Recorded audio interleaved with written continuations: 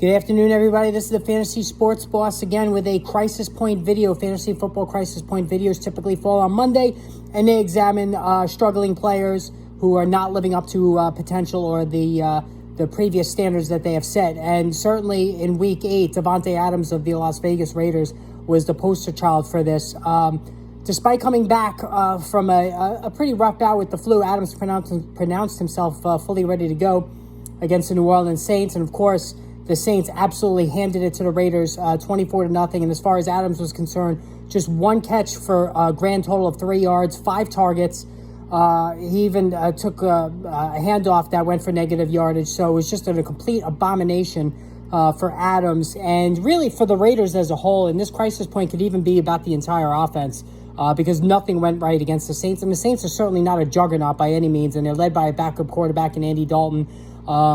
But there's major problems on this offense. And that falls at the feet of new head coach Josh McDaniels, who, of course, had a lot of trouble in his first go-around as a coach of the Denver Broncos and is certainly validating the idea that he's best left as a coordinator, like a Wade Phillips, like a Romeo Crennel, like a Norv Turner. We've seen many cases of guys who thrive as top-notch coordinators but can't hack it as a coach, and McDaniels certainly looks like he's going down that route. Now, is it swallowing up to Davante Adams, or is it, this was just, was this just a rough game on his part? I'm more leaning on the side of it was just a rough game. Now, clearly, coming back from a flu, a rough one at that, that's going to sap your strength. And certainly Adams was not 100%. So anybody that's had the flu knows that it's going to take you a good week to 10 days to feel like yourself again. So I'll give him that.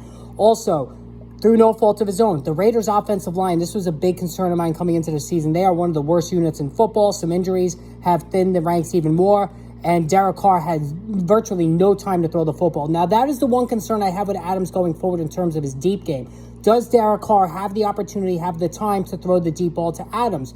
At this point, I'm going to say no. So Adams is going to have to live with the short to intermediate routes and create after the catch. And certainly, just a week prior against the Texans, 8 catches for 95 yards. He was terrific. And even against back on October 10th against the Chiefs, only 3 catches, but 2 of them went for touchdowns. And then before that, October 2nd against Denver, 9 catches, 101 yards. So Adams has been very good. Honestly, I don't see any issues for him. He's had double-digit targets in 3 games. He had 9 in another. So the targets are there. This is not an Adams issue for me. So in terms of the crisis point, this is really less about Adams, more about the offensive line of the Raiders, more about Derek Carr. And as a matter of fact, I would maybe try to buy low on Adams coming off of this game because, again, I think he's going to be okay. Does he miss Aaron Rodgers? Yes, of course. And Aaron Rodgers will admit that he misses Davante Adams too.